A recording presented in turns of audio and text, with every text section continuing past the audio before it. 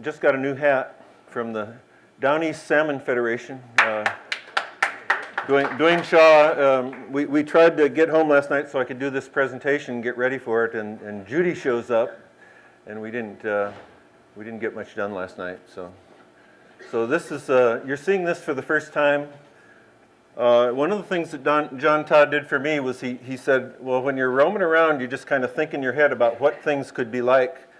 And you do back of the envelope when you're at Panera or you're at the hamburger joint, you do back of the envelope calculations. So I'm going to show you some that I did this morning about how things might change by the year 2061. Don't hold me to these numbers, but it's just a way of thinking about things to help you get your head around some what seems like intractable problems.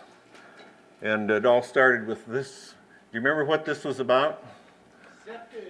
Septage lagoon, cranberry bog waste, every nasty thing, chemical you can think of. And when I saw this picture in 1988, I just thought, wow, can we do this in a chemical plant? And so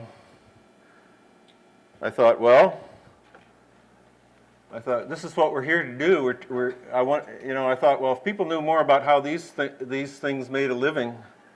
And so have you learned about any of these things this weekend? Yeah.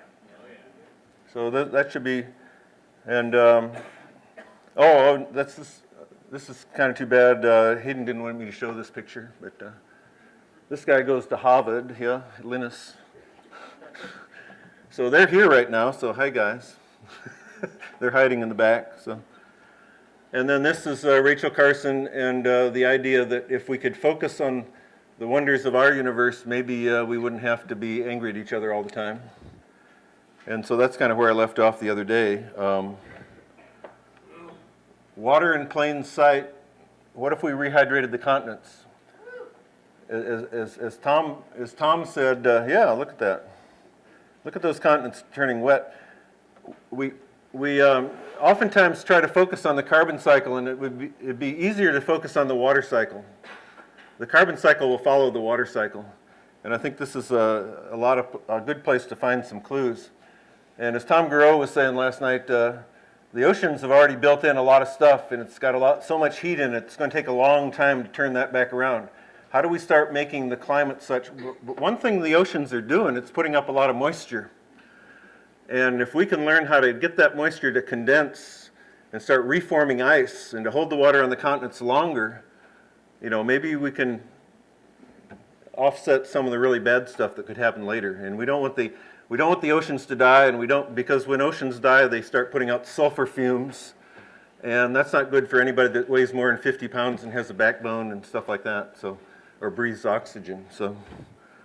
So here's a picture that was taken a couple months ago after a hot summer, and here's a picture that's taken a couple days ago.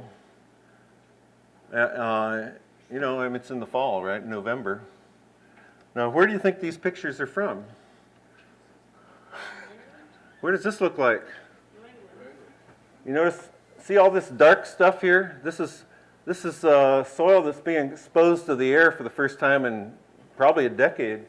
A lot of carbon in here, and it's oxidizing because it's being exposed to sunlight. This is in Winchester, Massachusetts. This is a pond and you notice the cattails are way up here. And all this stuff is growing around this summer, trying to get started, as though this pond is never going to come back. After a lot of rain that we had this fall in various times, the water table is still just barely above the bottom of this pond. There's a lot of ponds in New England like that. And we didn't get much rain this year. We only got about 22 inches or something like that in that area. So over the last year. Where do you think this is from? Good. You guys, this is Susie Creek in Nevada. This is Carol Evans' picture. This is in September after a hot summer. This is the snowpack. They had 8 inches of rainfall last year, but it was mostly snowpack. And so in the spring, the water used to come down and carve out these valleys and just wash away. And what they've done with the beaver activity, what they found out is they can hold this water all year until the next snowpack comes. And if they have moisture at the base, a lot of this will just be recycled. The moisture coming off the wetlands will end up being snowpack for the next year. This is in an area of, they average 8 to 10 inches of rain a year. Some years it's much less than that. But with more moisture in the atmosphere, can we catch more snowpack? And how can we use, how can we have beaver be part of the system? So 20 inches of rain, 8 inches of rain.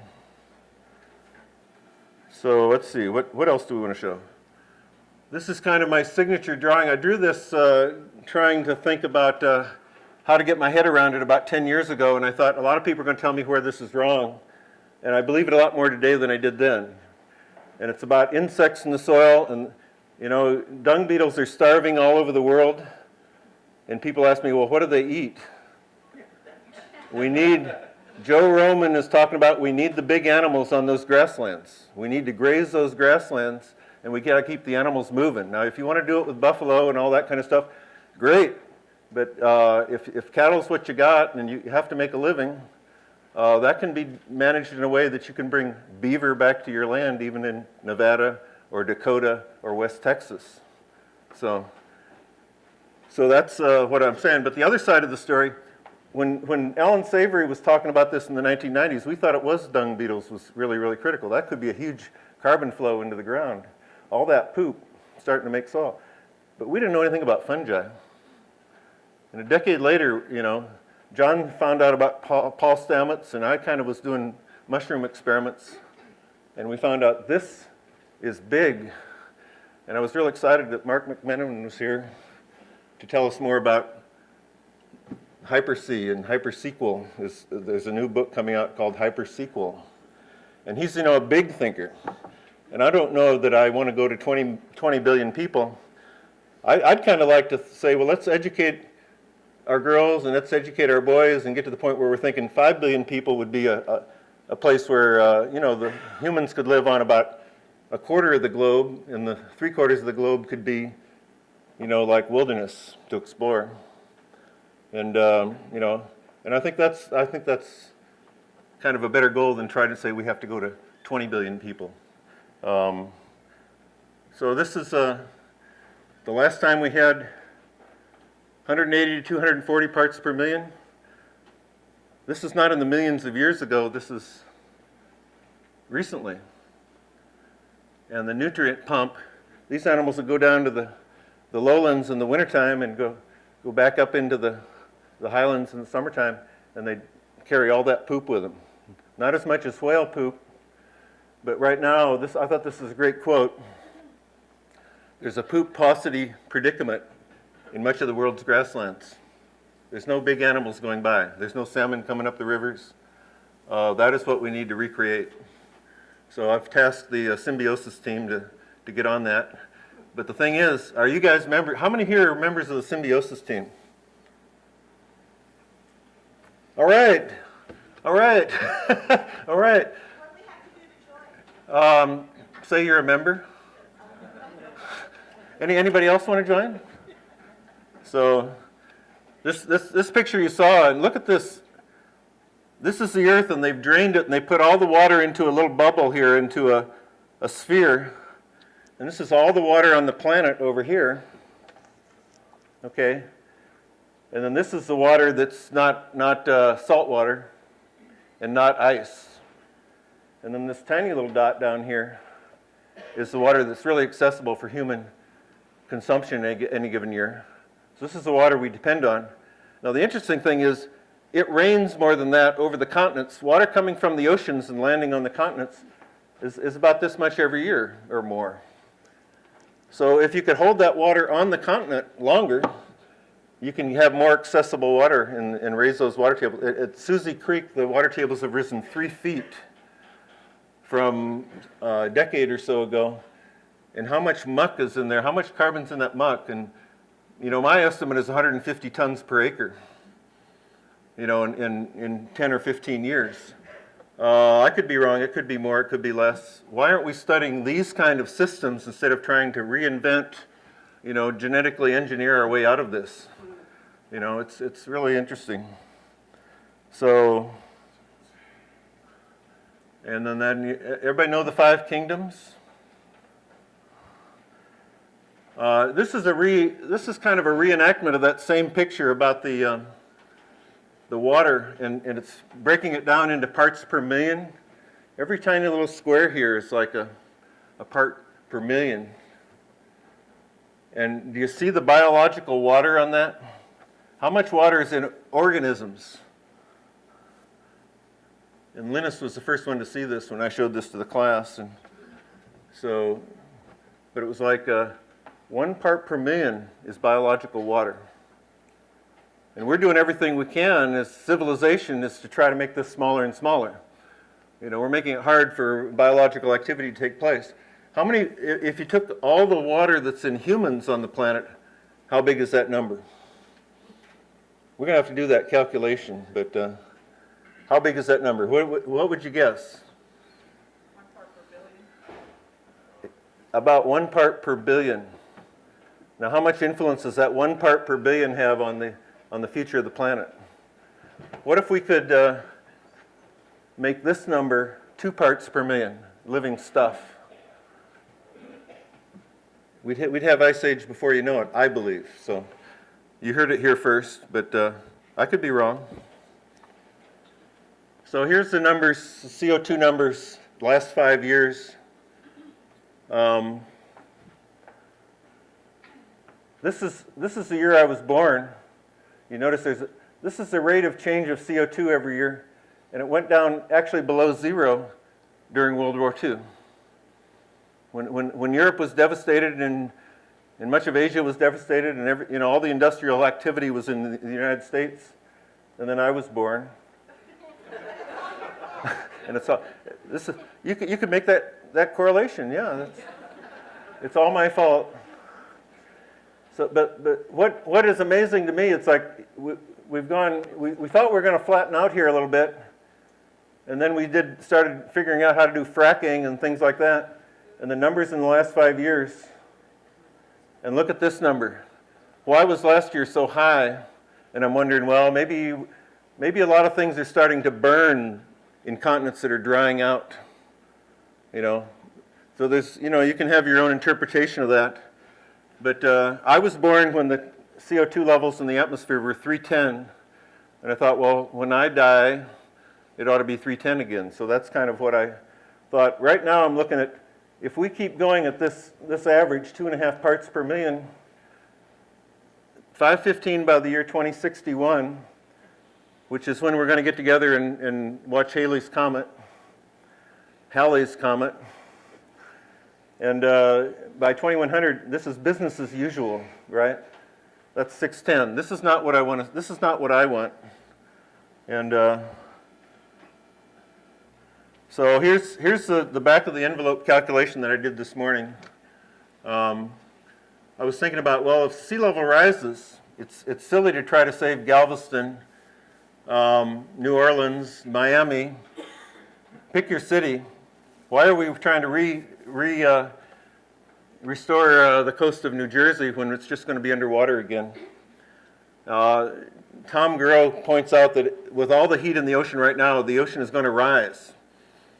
And so why aren't we thinking about that land as possible restoration land? And I went to Rice University in Houston, and they put out a report I don't know how long ago now, but it was, they essentially said Galveston Island should not have any more development, should be a preserve for biodiversity. And the western end of the island shouldn't be any development at all. The eastern end of the island is where the city of Galveston is, and they suggested, let's not try to develop that either, because the future might be that the ocean's coming inland, and the idea is, how do you protect Houston, which is now 50 miles inland? The governor of Texas at the time was Rick Perry, and he said that state employees couldn't say anything about global warming. That's a myth. So there you are. There's the two sides of our brain here. So I don't know. So Living Shorelines, we had the Pew people, we had Catherine Duell come here. And one of the things they're doing down in Washington is they're talking about living shorelines. So that's just kind of introducing an idea. So this is my map that I drew last night. And I thought, what if this whole area was living shoreline? And what if the oceans are warming and the Gulf of Maine becomes warmer? And we had a manatee up on Cape Cod this year, and they were trying to figure out how to get him back to Florida. And I thought, what if this whole coastline that's gradually going underwater, what if that becomes like wetlands, you know, miles wide? And notice what's happening to Florida here. But what if this all became a nature preserve? Mangroves, seagrasses, corals, manatees have a way to go up to Cape Cod and enjoy their summers, and then they can come back in the winter. How much carbon would that put down? You know, anything that's wet puts down a lot more carbon than dry stuff. And you'll notice we've got out here we've got the brittle lands, the grasslands. So we need some kind of grazing process there. And then we've got the regenerative agriculture people. The Mark Shepard's book might describe that as well as anybody. Okay. And then we've got over here, so maybe we can get 2 tons of carbon per acre if you do this stuff right. And wetlands, forests, what if forests were integrated with some kind of wetland possibility? And you know, we started slowing the water down in our forests and let our forests recover. And maybe the forests start moving north. You know, some of the species could start moving north. And here's wetlands. Look at that number. It's 8 times. 8 tons per acre for wetlands. And what if every project that you did, you wanted 10% of your land to be wetlands from beaver activity or whatever? I talked to a walnut grower in California, and the walnut plantations are miles and miles and miles, almonds, and there's distance between each tree. And I just said, you know, he's losing his trees, and he can't get water. And I said, well, what if you just converted that land, 10% of your land, into beaver meadows, beaver wetlands, like it used to be in the Central Valley, you know, 200 years ago. And he said, well, I'd lose 10% of my trees. And I said, well, what are you losing now? You know, well, about 90%. So it's kind of like, flip that around, you know. So this is kind of, so we can build a wall, or we can have living coastlines. Anadromous fish. Say that. Everybody say anadromous. Everybody say Papahanao Mapuakea. So I thought, well, living coastline. So here's the plan. Here's the back of the envelope calculation. 10 billion acres of grasslands that are desertifying. What if a ton per acre went into, that's 10 billion tons per year. That's pretty cool. Regenerative farms. Well, there's maybe 5 billion acres, we can do that. That's another 10 billion. Forests, if we, you know, we've got forests that are kind of turning into plantations and drying out. What if we started to rehydrate those and get a more diverse forest? Freshwater wetlands, 2 billion acres. Look at that. And then living shorelines, what about saltwater wetlands along the coasts that are going to be available, or are we going to concrete the whole, bulkhead the whole coast? And then there's the Azolla plan, which I just learned about, and that's how we got out of the last really warm period, is Azolla. And so people should learn about Azolla, and we're going to hear more about that today, I think. So Halley's Comet, put carbon in the ground. Okay, so what was this number, the total back here? Yeah. Okay. The total here is 60 billion tons of carbon per year. Now, we're putting in the emissions right now about 10 billion carbons per year, and people have been trying to get that down. Well, what if they could just stop it at 10? Let's do the calculation. You know, well, we've got 10 coming up from fossil fuel emissions. We got 60 billion going down from restoration. And the oceans are starting to burp out some carbon, who knows how much, because the equilibrium is shifting, and they've got a lot of acidity they've got to burp off. And so we got 30 billion left. That's 15 parts per million per year. Now, we've got 2 minds about this. So what if we just do the half-Earth plan? We only take out 30 billion tons a year. We've still got fossil fuel emissions. The ocean's still giving us stuff back. And maybe we can knock it down 10 gigatons per year. That's a reduction of 5. Okay. Well, all right. Halley's Comet comes in 45 years. Here's the per decade. Maybe we can start doing this right away and do 1 ppm per year. And then in the 20s, we do 1 ppm per year. And then in the 30s, it becomes 2, 3, 4. Look at the number there by the year 2060.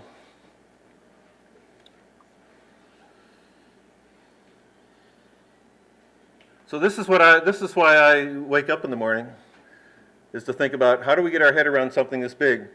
And I don't know. You know, I think it'll be fungi soils. That's the intelligence of the planet. You know, it doesn't have as much ego, I guess. It's just trying to figure out how to make the system healthier. So I was going to show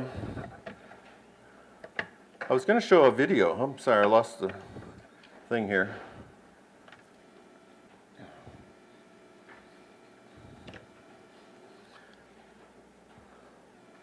So this is kind of my own radical way of thinking about things, but what if we could make, you know, start doing these kind of calculations? And then I was happy to see Dwayne Shaw yesterday, and it reminded me of a place that my grandfather grew up, or didn't grow up, but loved a lot. This is on the Olympic Peninsula in Washington. Can you hear that okay?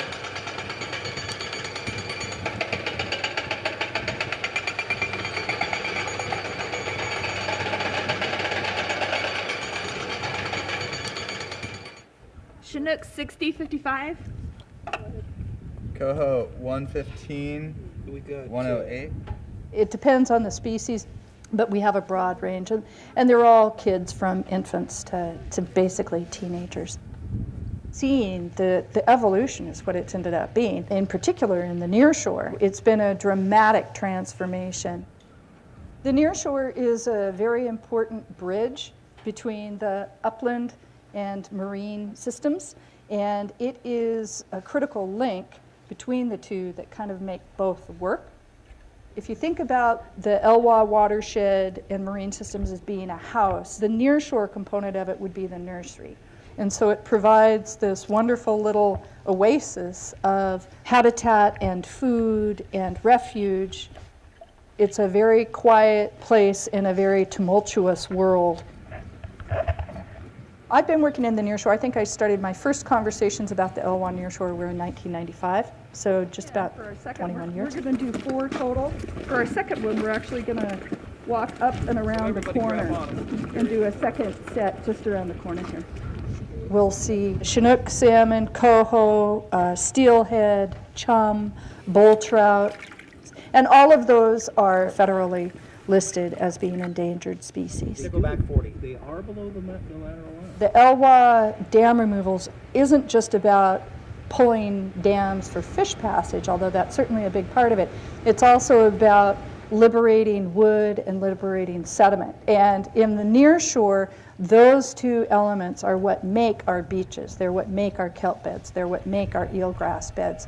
And those habitats are the things that are so critical for the function of the nearshore. 100 years of sediment that's been trapped up in the watershed, it's roughly the same as 8 stadium fulls of sediment. Now that the dams are out, the visual aspect of it is so dramatic that the nearshore has actually become the poster child for the entire dam removal project. This is the largest dam removal in the nation, and certainly the first of its kind. And so nobody knew what was going to happen. But the good part is that the ecosystem is going to be restored from this action.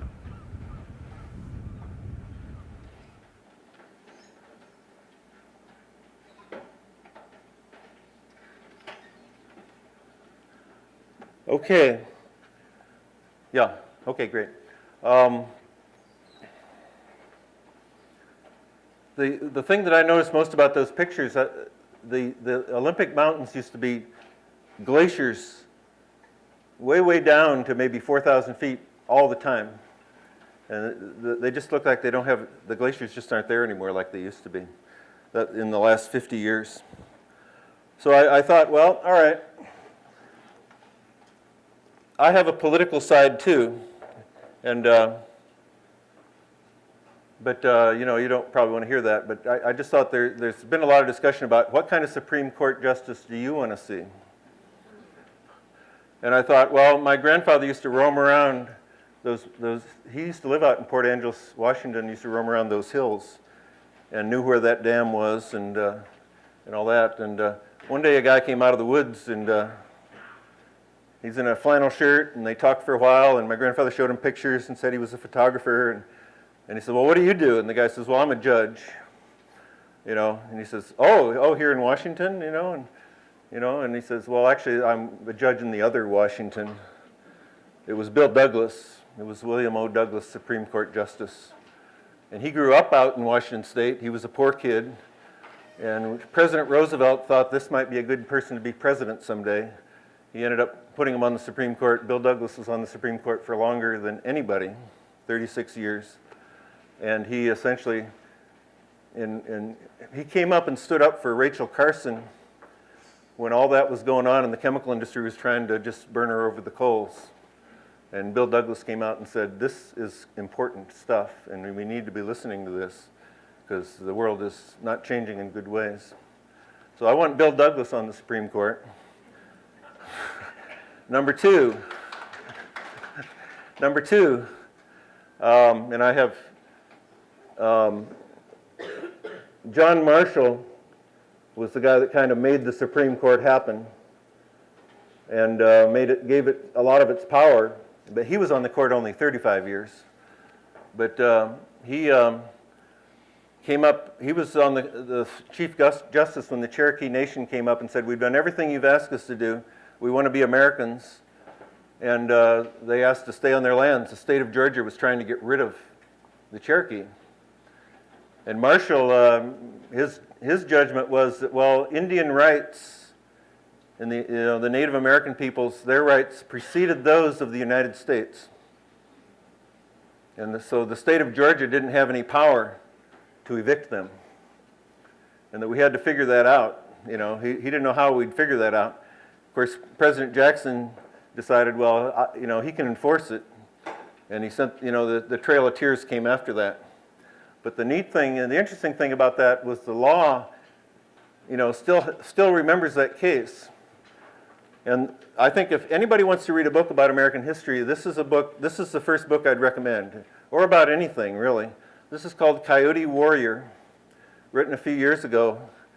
And it talks about that case, but it also talks about a family of Mandan from the Dakotas and through the generations and what their life was like after they saved Lewis and Clark, after they were pushed off their land. And there's a you know, it's a multi-generational tale. And one of the young kids that grew up, you know, now he's about my age, I guess.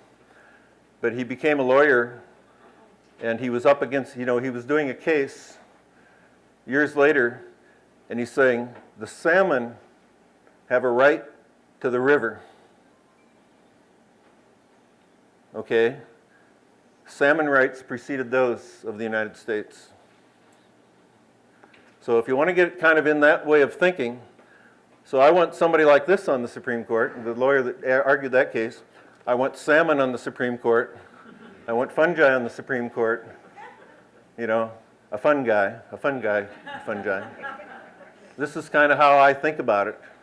We have to get the wisdom, like John was saying, when he built the living machine originally, I didn't have the wisdom to know how to clean this water, so I just put all the stuff in and let it self-organize. This is the world you live on. And so I'm going to get Adam all upset here, but I have a 2-minute video. Jim, don't. The open road.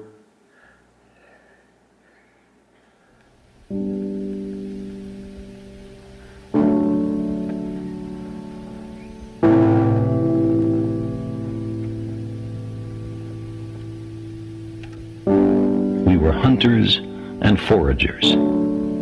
The frontier was everywhere. We were bounded only by the earth and the ocean and the sky. open road still softly calls. Our little terraqueous globe is the madhouse of those 100,000 millions of worlds. We who cannot even put our own planetary home in order, riven with rivalries and hatreds, are we to venture out into space? By the time we're ready to settle even the nearest other planetary systems, we will have changed. The simple passage of so many generations will have changed us. Necessity will have changed us. We're an adaptable species. It will not be we who reach Alpha Centauri and the other nearby stars. It will be a species very like us, but with more of our strengths and fewer of our weaknesses. More confident, far-seeing, capable, and prudent. For all our failings, despite our limitations and fallibilities, we humans are capable of greatness. What new wonders undreamt of in our time will we have wrought in another generation and another? How far will our nomadic species have wandered by the end of the next century and the next millennium? Our remote descendants, safely arrayed on many worlds through the solar system and beyond, will be unified by their common heritage, by their regard for their home planet, and by the knowledge that whatever other life may be, the only humans in all the universe come from Earth. They will gaze up and strain to find the blue dot in their skies. They will marvel at how vulnerable the repository of all our potential once was, how perilous our infancy, how humble our beginnings, how many rivers we had to cross before we found our way.